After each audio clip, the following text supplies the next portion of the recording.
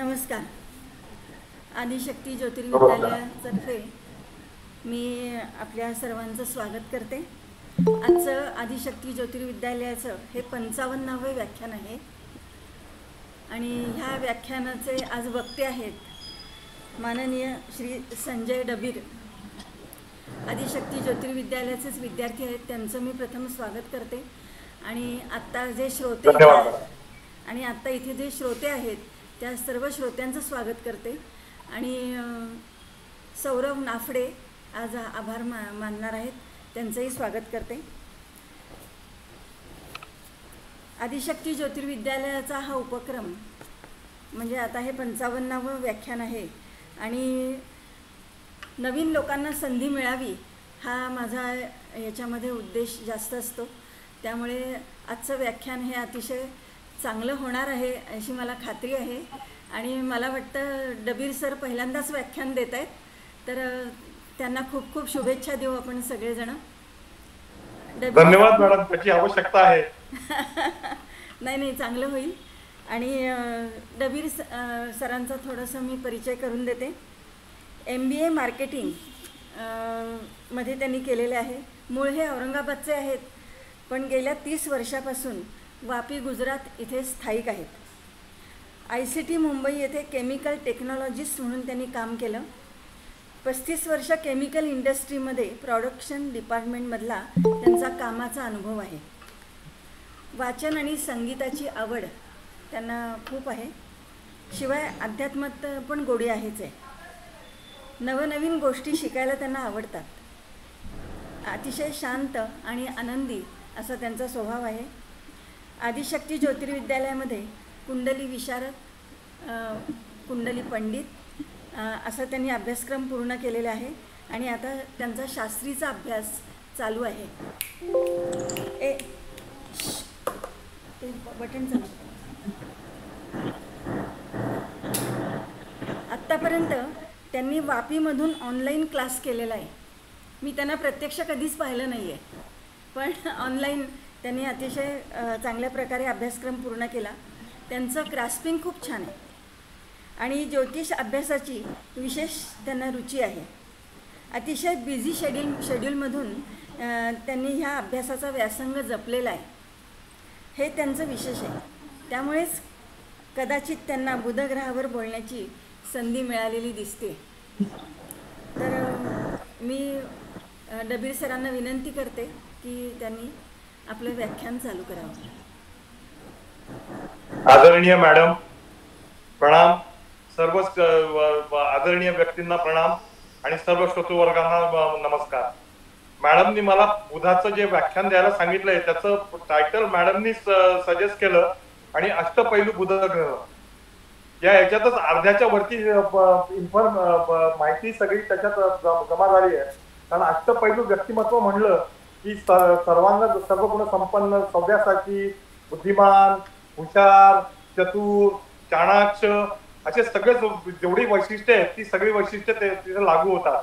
आणि बुधग्रह हा असाच ग्रह आहे आणि त्याच्यावर बोलण्याची मला संधी मिळाली, त्याबद्दल मी पहिल्यांदा मॅडमचे आभार मानतो.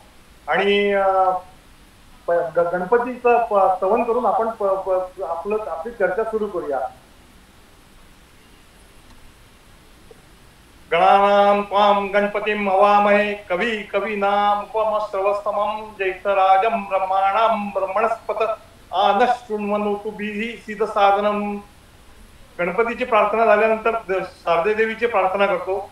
नमस्ते शारदे देवी सरस्वती मतिपदे वसत्व मम जिह्वाग्रे सर्व विद्याप्रदा भव.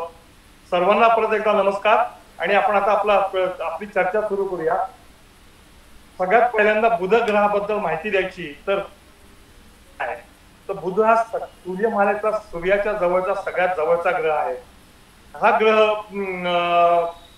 साधारण 57,90,91,975 किलोमीटर पृथ्वीपासून दूर आहे. बुध हा त्याची सूर्याभोवतीची प्रदक्षिणा 88 दिवसात पूर्ण करतो. हा एक छोटा ग्रह असून आकारानुसार केवळ प्लुटो हा ग्रह बुधापेक्षा लहान आहे.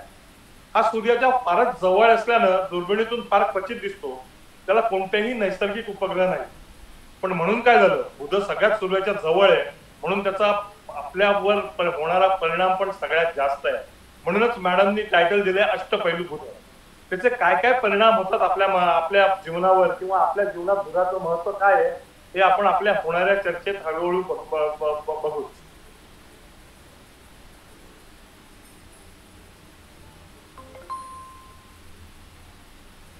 त्यानंतर पंडित्य सुवचक कला विपुणता विद्वत श्रुती मातुलम वाक्चातुर्य मुपसान दीपटुता विद्या सुयुक्ती मतिम. याचा थोडक्यात अर्थ असा आहे की पांडित्य, कला विपुणता, विद्वत्ता, मातुल म्हणजे मामा किंवा आईकडचे लोक, त्याच्यानंतर वाक्चातुर्य म्हणजे वादविवाद पटुता, त्यानंतर विद्या आणि युक्ती, या सगळ्याचं जे कारक आहे ते बुधाचा कारक आहे, बुधाचं कारकत्व आहे. शुक्र, मंगळ आणि इतर ग्रह हे इंद्रियाजन्य गोष्टींची किंवा भावनांशी जास्त संबंधित आहे. पण बुध हा असा ग्रह आहे जो बुद्धीच्या क्षेत्रात पहिले पाऊल टाकणारा ग्रह आहे. प्राचीन ज्योतिषांनी बुध त्वचा, मित्र, आप्तेष्ट, जवळ, मिश्र पदार्थ, पक्षी, दिशा, वाणी, पुण्यकर्म, सत्यवचन,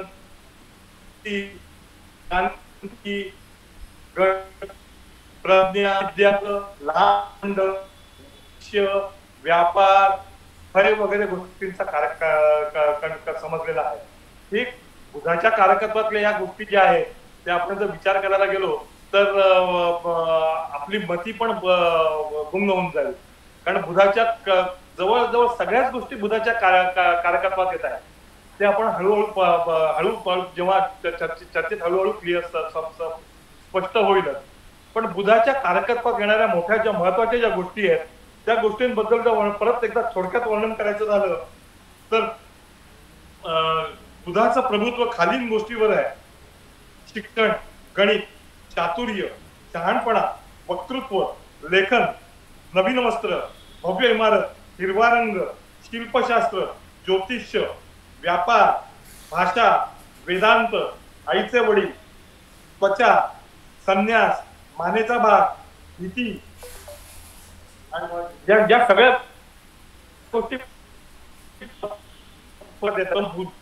आणि बुधाचा आणखीन आपल्या जीवनावर परिणाम कसा होतो हे आता आपण पुढच्या चर्चेत बघूया. बुध हा बुद्धीचा कारक आहे. बुद्धीचा कारक म्हणल्यानंतर बुद्धी म्हणजे आपली जी बुद्धी आहे ती सुरुवातीला आपण लहान असतो तर लहानपणी आपल्याला काही कळत नसतं. पण आपल्याला कळतं की आपण जेव्हा विस्तवाच्या जवळ हात दिला तर आपल्याला चटका बसतो. तर चटका बसल्यानंतर आपण हात पहिल्यांदाच हात लावतो तेव्हा चटका बसतो, तर दुसऱ्यांदा आपण हात लावत नाही. ही जी बुद्धी आहे ही बुध बुद्धी देतो. ही बुधाची लहान मुलाची बुद्धी आहे. बुधाला आपण राजकुमार म्हणलेलं आहे. रवीला आत्मा कन्सिडर केलं जातं, चंद्राला मन कन्सिडर केलं जातं, तर बुधाला बुद्धी कन्सिडर केली जाते. म्हणजे रवी जर पिता असेल, चंद्र जर माता असेल तर बुध हा राजकुमार आहे. आणि राजकुमाराच्या वैशिष्ट्यांप्रमाणेच बुधाची सगळी कारकत्व आहेत. याच्याकरिता एक छोटीशी गोष्ट पण अशी आहे, मैथिक म्हणजे आपल्या मैथिक म्हणतो आपण त्याला किंवा मिथक म्हणतो, त्या मायथॉलॉजी इंग्रजीत म्हणतात त्याला. त्याच्यात एक गोष्ट अशी आहे की बुध हा तारा आणि चंद्र याचा पुत्र आहे. तर म्हणून बुधाला सोमपुत्र सुद्धा म्हणलं जातं. बुधाच्या ज्या कारकत्वातल्या गोष्टी आहेत त्या आपण आता डिस्कस करतोच आहोत. तर सगळ्यात पहिल्यांदा आपण बुधाच्या बुद्धीबद्दल चर्चा करूया. बुधाची बुद्धी ही कार्यकरण भाव असणारी बुद्धी आहे. जे माणूस पीएचडी व्हायचा असेल तर पीएचडी व्हायच्या आधी त्याला ग्रॅज्युएशन तर करायलाच लागतं. बुध जर ग्रॅज्युएशन असेल तर गुरु हा पीएचडी आहे. म्हणजे ग्रॅज्युएशन पहिल्यांदा करायलाच लागतं. बुध काय नाही, बुध वाणिज्य आहे. वाणिज्य म्हणजे सगळं कॉमर्स जे आहे, आजचं सगळं जग जे चालतं ते बुधामुळेच चालतं. कारण व्यापार, उदीम हे सगळ्या गोष्टी बुधाच्याच कारकत्वात येतात. बुधाच्या कारकत्वात कम्युनिकेशन पण आहे. कम्युनिकेशन म्हणजे आपण जी आपली वाणी, आपण वाणीने आपण बोलून कम्युनिकेशन करतो. मनुष्य हा असा एकमेव प्राणी आहे की जो बोलून कम्युनिकेट करू शकतो एक दुसऱ्याशी. बाकी प्राण्यांमध्ये ते आवाजांनी वेगळ्या वेगळ्या आवाजांनी कम्युनिकेट करतात, पण बोलून कम्युनिकेट करू शकत नाही. त्याच्यानंतर बुधाच्या आणखीन कारकत्वात लिपी आणि लिखाण पण आहे. आपण जे लेखक होतो, पत्रकारिता किंवा रोजच्या रोज जे सदर चालवतात न्यूजपेपर मध्ये किंवा वर्तमानपत्रात, हे लेखन जे आहे, हे सगळं लेखन हे बुधाच्या कारकत्वात येतं. मनुष्य प्राण्याला आपल्या आणखीन एक गोष्ट मिळालेली आहे, ते म्हणजे हास्य आणि विनोद. आपल्याला आश्चर्य वाटेल की सगळ्या सजीव प्राण्यांमध्ये मनुष्य प्राणी एकटाच हसू शकतो आणि आनंदी होऊ शकतो किंवा विनोदाने खुश होऊ शकतो. तर ह्या हास्य विनोद आनंद हे ज्या भावना आहेत या पण बुधाच्याच कारकत्वात येतात. पण बुध हा आपल्या मामांचा कारक आहे, मातुल घराण्याचा कारक आहे, म्हणजे आईकडच्यांचा कारक आहे. बुधाच्या कारकत्वात त्वचा पण येते. आपल्या त्वचेचा कारक बुध आहे, पण बुधाकत्व आपली मज्जा संस्था आणि आपलं मज्जा रज्जू, मग या सगळ्या गोष्टी ज्या आहेत या आपल्या बुद्धीच्या कारक आहेत. म्हणून बुध हा बुद्धीचा कारक आहे. आपल्याला सगळ्यांना आश्चर्य वाटेल की आपण जे आता ज्योतिषशास्त्र सगळेजण शिकतो आहोत, ते ज्योतिष पण आपल्या वेदशास्त्रांनी बुधाच्या कारकत्वात दिलेलं आहे. साहित्य आणि लिखाण, साहित्याशिवाय आपल्या जीवनात जे निखळ आनंद मिळतात साहित्याने, ते साहित्यिक लिखाण पण बुधाच्या कारकत्वात देण्यात आलेलं आहे. बुधाच्या राशीत 2 आहे, मिथुन आणि कन्या. दोन्ही द्विस्वभाव राशी आहे. मिथुन ही वायू तत्वाची रास आहे आणि कन्या ही भूमी तत्वाची रास आहे. बुधाची नक्षत्र आश्लेषा, ज्येष्ठा आणि रेवती आहे आणि बुधाची बलवान स्थानं 1, 10 आणि 11 आहे. बुध हा मज्जासंस्था आणि त्वचा यांचा कारक आहे. आता द्विस्वभाव राशी म्हणजे आपण त्यांना द्विस्वभाव का म्हणतो? कारण त्यांची डिसिजन घेण्याची जी क्षमता आहे ती इतकी चांगली नसते की ते स्वतःहून डिसिजन घेतील. म्हणजे आता आपण म्हणलंच की बुध हा राजकुमार आहे. राजकुमार म्हणजे वयाने लहान आहे. आपण लहान असतो तेव्हा कसे आपल्या आईचा किंवा वडिलांचा हात धरून चालतो, तशीच बुधाची स्थिती आहे. बुध हा ज्या बलवान ग्रहांबरोबर शुभस्थानात असतो त्या ग्रहांप्रमाणे तो तशी फळं देतो. म्हणून बुधाला द्विस्वभाव राशी असं म्हणलेलं आहे. बुधाचा सगळ्यात आपण जर संख्याशास्त्राच्या हिशोबाने बघितलं तर बुधाचा क्रमांक हा 5 येतो. हा 5 क्रमांक जर बघितला तर सगळ्यात मधला नंबर आहे. 1 ते 9 मधला क्रमांक जो आहे तो 5वा क्रमांक आहे. म्हणजे वरती पण 4 आहेत आणि खाली पण 4 आहेत. म्हणून द्विस्वभाव राशी करता बुध जो आहे तो वरच्यांशी पण हे करतो आणि खालच्यांशी पण हे करतो. हे असं बुधाचं हे आहे. पण मिथुन आणि कन्या म्हणजे मला सांगायला आनंद होतो की माझ्या घरात माझी एक कन्या मिथुनाची आहे आणि माझी सौभाग्यवती ही कन्याची आहे. मिथुन आणि कन्या दोन्ही राशींची काय तत्व आहेत आणि काही वैशिष्ट्ये आहेत जेव्हा मी ज्योतिष शिकायला लागलो आणि त्यांचं वर्तणूक बघितली तेव्हा मला पुरेपूर कळलं. ही लोक जी आहेत ही अतिशय व्यवस्थित काम करणारी, प्लॅनिंग प्रमाणे काम करणारी, बुद्धिमान आणि विचारपूर्वक काम करणारी आणि थोडक्या कामांमध्ये व्यवस्थित यशाकडे जाणारी लोक असतात. पण कालच मी जेव्हा याचा अभ्यास करत होतो तेव्हा मला एक नवीन गोष्ट शिकायला मिळाली. बुधाची नक्षत्र आश्लेषा, ज्येष्ठा आणि रेवती आहे आणि बुधाच्या राशी मिथुन आणि कन्या आहे. जर आपल्याला शाळेत प्रवेश घ्यायचा असेल किंवा शिक्षणाला सुरुवात करायची असेल तर बुधाच्या या राशी असताना आणि बुधाची नक्षत्र असताना बुधाच्या होरात जर आपण प्रवेश घेतला तर आपल्याला यश चांगलं मिळू शकतं.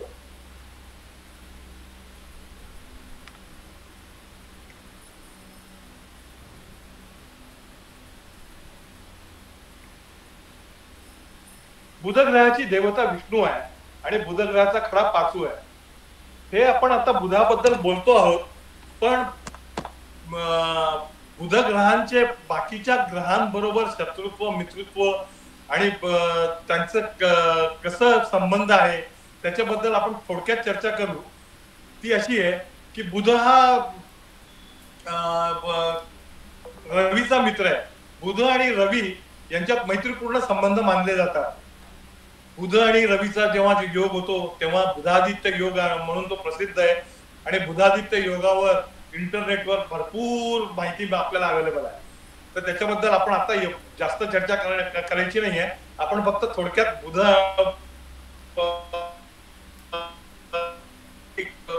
बुधाचे मित्र ग्रह थोडक्यात आणि त्याच्यानंतर पुढे जाऊया. बुध आणि शुक्र पण हे एकमेकांना पूरक मानले जातात.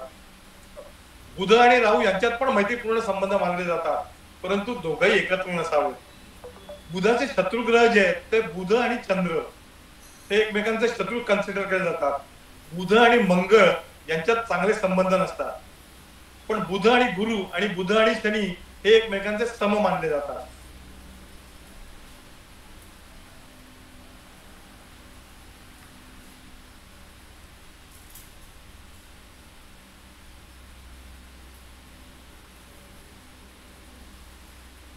परिस्थिती जेव्हा येते तेव्हा त्यांना आपण समग्रह असं म्हणतो.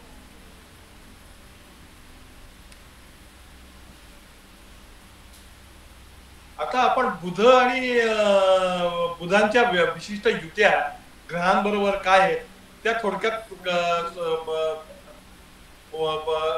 अभ्यास करू. बुध आणि रवी जेव्हा असतील तेव्हा आपण मगाच बघितलं की बुध आणि रवी एका घरात एकत्र असतात तेव्हा बुधादित्य योग होतो. बुधादित्य योग जो आहे तो माणसाला कोणत्याही वातावरणात आनंद निर्माण करण्याची क्षमता देतो. कोणत्याही याच्याशी बुद्धिमान आणि सर्जनशील असं बनवतो. पण जेव्हा बुध आणि चंद्राचा योग येतो तेव्हा आपल्याला कल्पना आहे की चंद्र हा मनाचा कारक आहे. आणि चंद्र हा मनाचा कारक असल्यामुळे मनाची सर्जनशीलता, तर्कसंगती ही बुधाबरोबर जर असेल तर बुधाच्या बुद्धीला या बुधाची आणि चंद्राची युती हा मनुष्याला अतिशय व्यवहार कुशल आणि कार्यकुशल असं बनवतो. पण बुध आणि चंद्र जर वाईट युती करत असेल तर व्यक्ती नेहमीच गोंधळलेला, चिंताग्रस्त, चिंताक्रांत आणि डिसिजन मेकिंग मध्ये त्याला प्रॉब्लेम्स येतील. Decision making. बुध आणि मंगळ जरी चांगले संबंध निर्माण करतात आणि ते एकदम जातकाला भरपूर ऊर्जा देतात, पण बुध आणि मंगळ हे एकत्र आल्याने जातक उतावळी पण होऊ शकतो, अहंकारी आणि कदाचित कधी कधी हिंसक पण होऊ शकतो. त्याला मेंदूच्या विकारांचाही त्रास होऊ शकतो. बुध आणि गुरु यांची अनुकूल दृष्टी असली की व्यक्तीला फारच मोठ्या पदावर घेऊन जाते. बुधाची बुद्धिमान, विवेकी आणि गुरुची सखोल बुद्धिमत्ता या माणसाला बहुमुखी, बुद्धिमान, विवेकी आणि आशावादी करते. आणि बुध आणि गुरुचा संबंध असेल तर तो माणूस महसूल अधिकारी, कोषागार अधिकारी, ज्योतिष्य, बँक एजंट इत्यादी सारख्या विशिष्ट व्यवसायात प्रवेश करू शकतो. शुक्र आणि बुध याच्यातला कलावंतांकरता, कलावंतांचं कला भरून येण्याकरता किंवा कलावंतांची कला प्रदर्शित करण्याकरता ही अतिशय चांगली युती आहे. शुक्र आणि बुध यांच्यातील चांगला संबंध व्यक्तीला आनंदी, मैत्रीपूर्ण आणि रसिक बनवतो. यांना सुगंधित वस्तू, चित्र किंवा संगीत ह्या याच्यात उच्च स्थान मिळतं. पण शुक्र आणि बुध यांची युती जर खराब असेल तर मग त्यांना विकासाच्या मार्गात नेहमीच अडथळे येतात. शनी आणि बुध शुभयोग असतात. लोक कायदे पंडित असतात, मार्मिक लेखक बनवतो आणि अतिशय शांतपणे विचारांनी कुठल्याही गोष्टींचं तार्किक आणि मार्मिक विश्लेषण करण्याकरता बुद्धी प्रदान करतो. हे या बुध आणि शनी बद्दल आपण हे केलंय, बघितलंय. पण बुध आणि हर्षल युती जी असेल तर ती जातकाला खूप बुद्धिमान आणि हुशार बनवते. बुध नेपच्यून युती जातकाला अतिशय अंतर्मुख करणारी प्रज्ञा प्राप्त करते आणि माणूस खूप त्याला इंट्युशन्स वगैरे पण प्राप्त होतात आणि कदाचित भविष्य वगैरे याच्यात किंवा मोक्ष त्यांना भरपूर फायदा होतो. पण बुध आणि प्लुटोची जर युती असेल तर मातुल घराण्यात विचित्र घटना घडू शकतात. वाणीवर प्रॉब्लेम, स्तोत्र बोलणं वगैरे हे होऊ शकतं आणि थोडी संकट पण येऊ शकतात मातुल घराण्याच्या याच्यावर बुध आणि प्लुटोची जर युती असेल तर. बुधाच्या आपण या सगळ्या ग्रहांबरोबर थोडेसे संबंध पाहिले, पण आपण बुधाच्या म्हणजे ग्रहाच्या कारकत्वातले येणारे आजार थोडक्यात बघूया. बुध बुद्धीचा कारक आहे, म्हणून बुधाच्या कारकत्वात येणारे आजार जे आहेत ते बुद्धीशी संबंधित जास्त आहेत.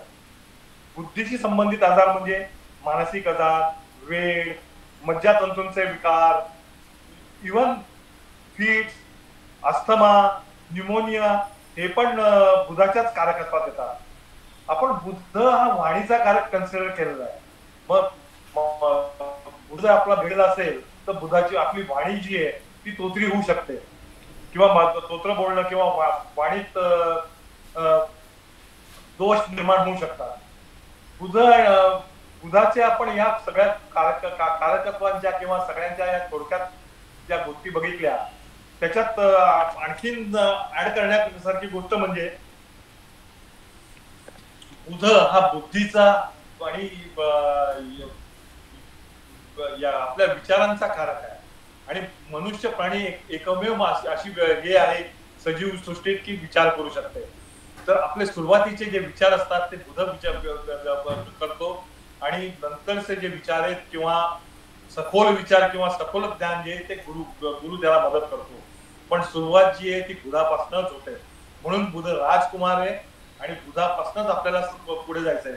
आपण कुठलीही इयत्ता पहिली सोडल्यानंतर पहिली न करता आपण डायरेक्ट एसएससी करू शकत नाही किंवा करत नाही. त्याचं कारण आपली जी हळूहळू करण्याची बुद्धिमत्ता लागते ती बुध प्रदान करते.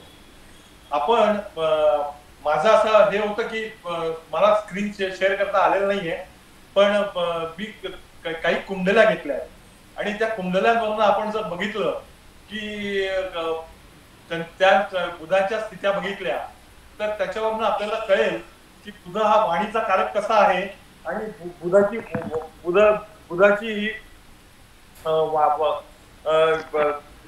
वाणीसाठी इफेक्ट म्हणजे वाणीवर बुधाचा कसा परिणाम होतो त्याच्याकरता मी दोन कुंडल्या घेतल्या आहेत ज्या पती पत्नींच्या कुंडल्या आहेत, जे दोघही जण मुके आहेत.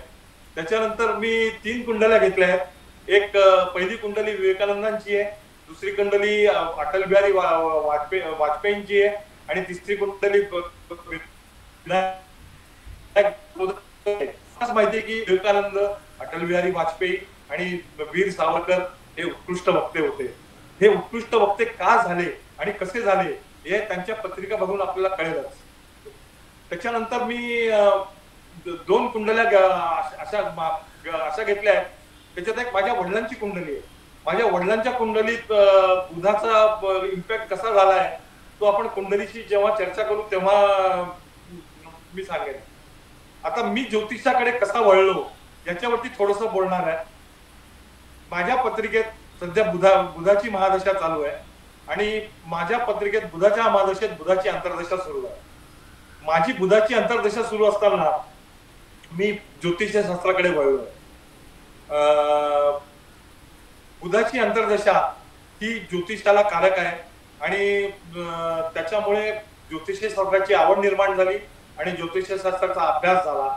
हे या बुधाच्या याच्या अंतर्दशेवरनं मी तर स्पष्टपणे समजू शकतो. मला आधी माहिती नव्हतं की हे असं आहे. पण जेव्हा विचार केला जेव्हा समजायला लागलं तेव्हा या गोष्टी क्लिअर होत गेल्या. आता मी सगळ्यात पहिली कुंडली जी घेतोय ती एका जातकाची आहे. त्या जातकाचं कर्क लग्न आहे आणि द्वितीय स्थानात नेपच्यून आहे. हा माणूस मुका आहे, पूर्णपणे मुका आहे, कारण नेपच्यून तिथे आहे वाणीच्या स्थानात. माझी दुसरी कुंडली जी आहे ती वृश्चिक लग्नाची कुंडली आहे आणि बुध त्याच्यात पंचमात बुध आहे, पण बुधावर नेपच्यूनची दृष्टी आहे. त्याच्यामुळे हे दोघही जण मुके आहेत आणि त्या नेपच्यूनच्या दृष्टीमुळे आपल्याला असं वाटतंय की हे असं होतंय. पण मी नंतर पुढे बुधाच्या दृष्टीचं पण सांगितलंय, तर ती पण पत्रिका आपण डिस्कस करणार आहोत. थोडं थांबून सगळ्यात पहिल्यांदा पत्रिका बघू. संजय सर, मी स्क्रीन शेअर केली, तुम्ही पाठवलेली पीडीएफ ची. ओके, एकदा दिसतंय का चेक करून सांगा. दिसते. ओके, ठीक. कुंडली काढू शकता तुम्ही आणि तुम्ही पिन करू शकता, काय हरकत नाही.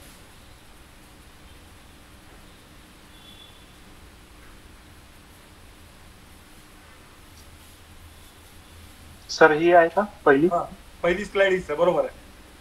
हो, ठीक. संजय सर, तिकडून तुम्ही मला म्यूट करू शकला तर खूप बरं होईल, कारण की माझ्याकडे ऑप्शन आता अवेलेबल होत नाही. ओके, मी पिन करू? नाही, मला म्यूट करता आलं तर बरं होईल. ओके, मी करतो. हां, थँक्यू.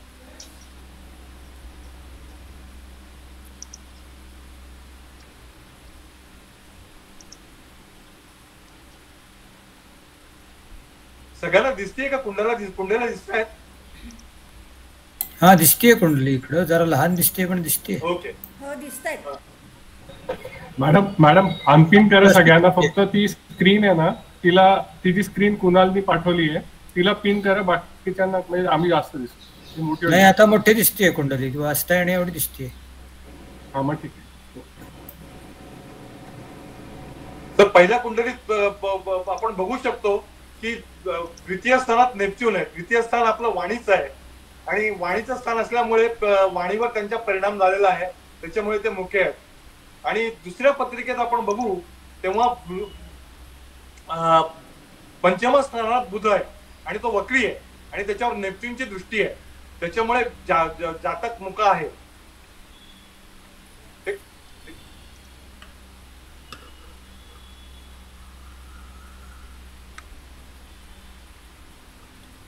कुणाला स्वामी विवेकानंदांची कुंडली घ्या खाली.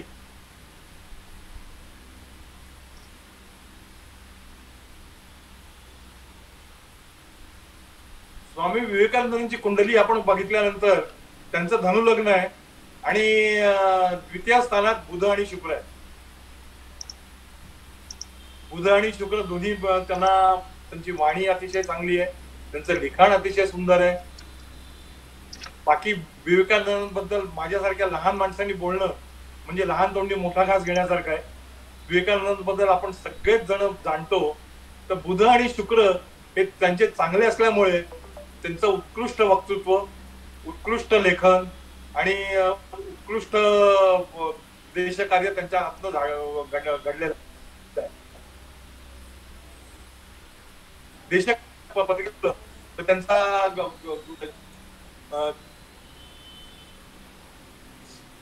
पण आपण सध्या फक्त याचाच विचार करूया, बुध आणि शुक्र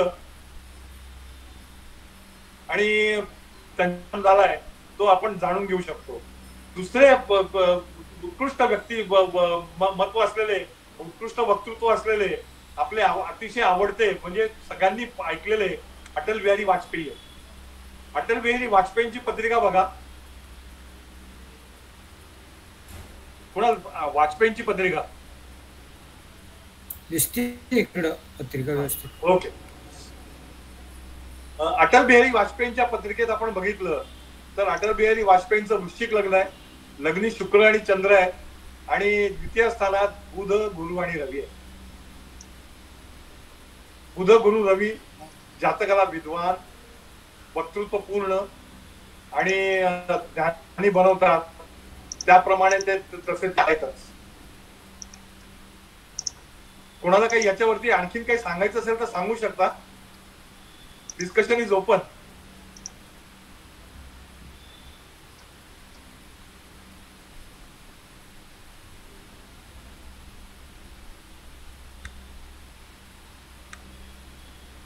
आता आपण वीर सावरकरांची पत्रिका बघूया.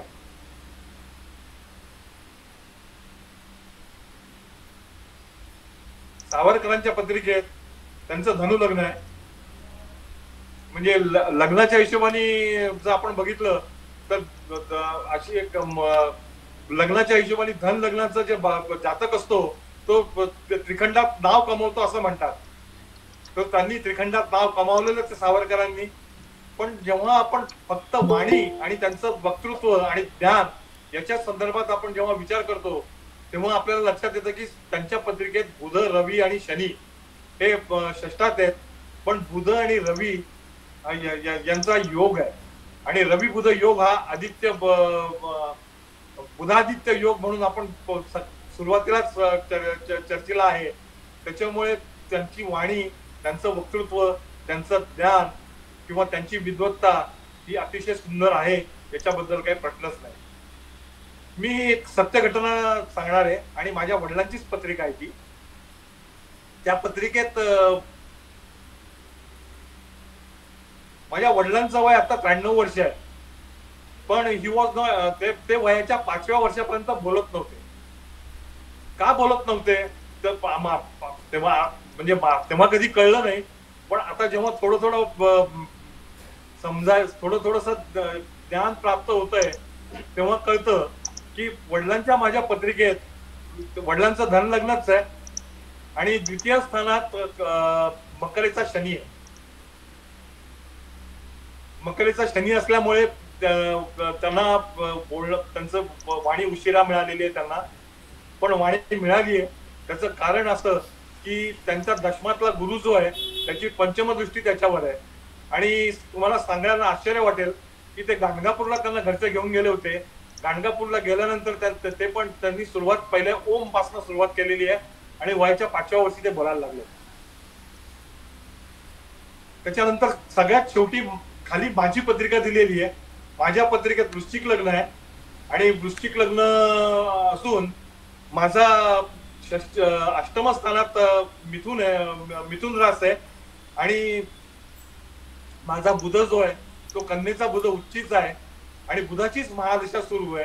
बुधाचीच महादशा सुरू असल्यामुळे बुधाच्या महादशेत ज्योतिषशास्त्र शिकण्याचा योग आलाय.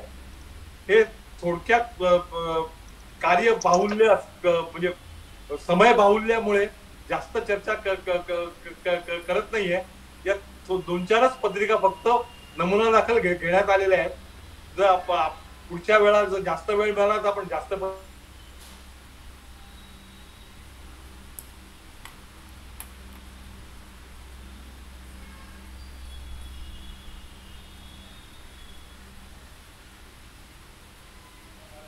येतं बुधाच्या कार्यकल्पात, मार्केटिंग येतं बुधाच्या कार्यकल्पात, वाणिज्य येतं, व्यापार वैश्य व्यापार म्हणजे वाणिज्य झालं.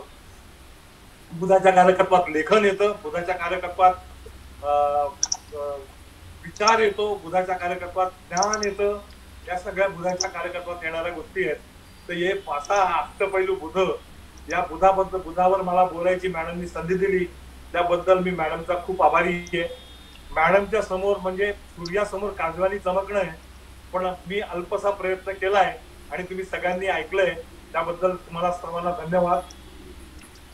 लवकरच मॅडम असेच आपले उपक्रम कंटिन्यू ठेवतील आणि आमच्या सगळ्या लोकांना अभ्यास करून पुढे आणण्याची जी संधी देतात त्याबद्दल मॅडमना पुन्हा एकदा धन्यवाद. कोणाला जर काही प्रश्न विचारायचे असतील किंवा काही चर्चा करायची असेल तर सेशन ओपन आहे. धन्यवाद डबीर सर. अतिशय अभ्यासपूर्ण. एक मिनिट हा.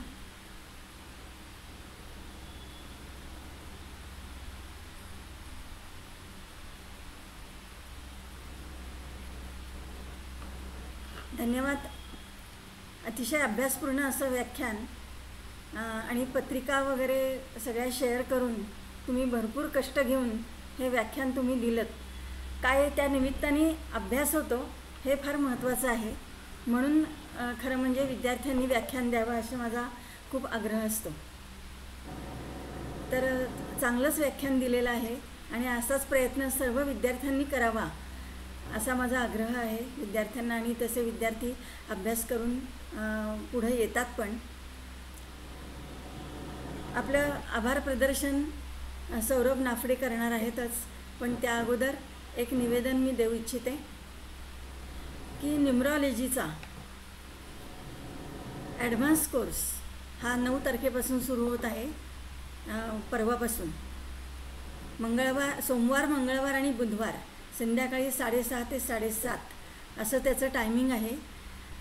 आणि त्याच्यामध्ये जवळजवळ 44 गोष्टी ॲडव्हान्सच्या मी शिकवणार आहे. तर ज्यांना ह्या कोर्सला प्रवेश घ्यायचा असेल तर त्यांनी माझ्याशी कॉन्टॅक्ट करावा. माझा जो फोन नंबर आहे 9823322117. परत सांगते 9823322117. अतिशय अभ्यासपूर्ण असा हा कोर्स असेल आणि तुम्ही पहिल्यांदाच घेत असल्यामुळे मला असं वाटतं की तो 8 दिवसात संपेल. त्यामुळे सगळ्यांनी याचा लाभ घ्यावा. आता सौरभ नाफडेकडे मी सूत्र द्यायच्या अगोदर आपल्या आदिशक्ती ज्योतिर्विद्यालयामध्ये कुठले कुठले कोर्स चालतात ह्याचं जरा विश्लेषण करते. कुंडलीचं विशारद पंडित असं कोर्स आहे. त्याच्यानंतर महाराष्ट्र ज्योतिष परिषदेची शास्त्री परीक्षेचा अभ्यासक्रम मी घेते. हस्तसामुद्रिक, वास्तुशास्त्र, अंकशास्त्र आणि स्विचवर्ड, झिबू सिम्बॉल असे सगळे अभ्यासक्रम आपल्या ह्या आदिशक्ती ज्योतिर्विद्यालयामध्ये घेतले जातात. तर सर्वांनी याचा लाभ घ्यावा. सौरभ नाफडे हा शास्त्रीचा विद्यार्थी, आता त्यांनी स्वतःचे क्लासेस काढलेले आहेत आणि अतिशय हुशार विद्यार्थी आहे आणि मला कायम मदत करत असतो. तर सौरभकडे मी आभार प्रदर्शनासाठी सूत्र देते. सौरभ. नमस्कार सगळ्यांना. Thank you madam. मला आज आभार मानण्याची संधी दिल्याबद्दल करतो. मी मॅडमचे आभार मानतो. आज डबीर सरांनी आपल्याला अष्टपैलू बुध याबद्दल जी माहिती दिली आहे ती खऱ्या अर्थाने डबीर सर पण अष्टपैलू आहे त्याचं आपल्याला एक उदाहरण त्यांनी दिलेलं आहे. अनेक वेगवेगळ्या पद्धतींनी त्यांनी बुधाचे कारकत्व, तसंच बुधाच्या कारकत्वाबरोबर त्यांनी अनेक कुंडलांचा आधार देऊन आपल्याला बुधाचं जे वैशिष्ट्य आहे बोलणं किंवा बोलण्यातली जी कला आहे ती कशी उत्तम असं ठरते ह्यासाठी त्यांनी प्रथमतः जी पहिली कुंडली दिली ती विवेकानंदांची कुंडली आणि त्यानंतर त्यांनी वीर सावरकरांची कुंडली देऊन पण आपल्याला सांगितलं की बुद्धी त्याचबरोबर उत्तम वक्तृत्व आणि त्याचबरोबर उत्तम कवी होणं हे कसं शुक्र आणि बुधाच्या अनुषंगाने त्यांनी ते उलगडून आपल्याला सांगितलं. त्याचबरोबर सरांनी त्यांच्या व्याख्यानामध्ये त्यांच्या वडिलांचं उदाहरण दिलं आणि त्यांच्या वडिलांचे उदाहरण देताना पण त्यांनी सांगितलं की 5 वर्ष त्यांना बोलता आलं नाही, त्याचंही कारण व्यवस्था सरांनी या त्यांच्या व्याख्यानामध्ये केली. आणि त्यानंतर 5व्या दिवशी कसं त्यांना 5व्या वर्षी त्यांना कसं देवाच्या अनुषंगाने ते ओंकार म्हणू शकले ह्याच्याबद्दल पण त्यांनी त्यांच्या कुंडलीच्या मार्फत सांगितलं. अशा सरांनी आपल्याला आज संजय सरांनी आपल्याला बऱ्याच म्हणजे आपण युती कशी असू शकते की बुध शुक्राची युती कशी फलित होते. त्याचबरोबर बुध हा नुसता ज्योतिषाचा कारक नाही आहे किंवा तुम्ही जर का एखाद्या शाळेत ॲडमिशन घेणार असाल तर कसा ज्योतिष क्षेत्राचा वापर करून बुधाच्या होऱ्यामध्ये तुम्ही एखादी गोष्ट केली तर कसा फायदा होतो या बारकाव्यांपर्यंत ते आज पोचले. याबद्दल संजय डबीर सरांचं मी अतिशय मनपूर्वक आभार एक तर पहिल्यांदा त्यांना कॉंग्रॅच्युलेट करतो आणि त्यांचे आभार मानतो की त्यांनी बुधाच्या होऱ्याबद्दल पण त्याचबरोबर सरांनी ज्या सगळ्या कुंडल्या घेतल्या त्यामध्ये त्यांनी अटल बिहारी वाजपेयींची कुंडली पण घेतली होती आणि त्याबद्दल पण त्यांनी सांगण्याचा प्रयत्न केला. ती सुद्धा मला खूप आवडली कारण अटल बिहारी वाजपेयी आपले पंतप्रधान होते तसे उत्तम कवी पण होते आणि अतिशय उत्तम वक्ते होते. त्याबद्दल पण सरांनी आपल्याला माहिती दिली. अशा पद्धतीने आज डबीर सरांनी आपल्याला सर्व बाजूनी बुधाचा जो अष्टपैलू व्यक्तिमत्व असतं बुद्धाचं किंवा कार्यकर्तृ असतं त्याबद्दल सर्वांगीण आपल्याला माहिती देण्याचा प्रयत्न अतिशय सुंदरपणे केलेला आहे. त्याचबरोबर त्यांनी त्या सगळ्या ज्या कुंडल्या घेतल्या त्याही वैशिष्ट्यपूर्ण आणि त्यातनं त्यांना त्यांचा अभ्यास किती दृढ आहे हे आपल्याला दिसलं. त्यामुळे संजय सरांनी अतिशय उत्तम आज व्याख्यान दिलेलं आहे अष्टपैलू बुद्धाबद्दल. त्याबद्दल त्यांचा मी आभार मानतो. तसेच सगळ्या श्रोत्यांनी शांतपणे ऐकून घेतलं त्यांचेही आभार मानतो. तसेच अग्निहोत्री मॅडमनी मला आज बोलण्याची संधी दिली त्याबद्दल मी त्यांचे आभार मानतो. नमस्कार. सर्वांना धन्यवाद आणि विशेष धन्यवाद माझ्या बायकोला, तिने खूप मदत केली हे करण्याकरता. Dabir sir hello hello hello आवाज येतो? हा डबीर सर अभिनंदन सर, तुम्ही खूप छान व्याख्यान दिलंय. Thank you madam. आणि ह्याची PDF जरा आपल्या ग्रुपवर टाका ना तुम्ही केलेली PPT. हो लगेच. हा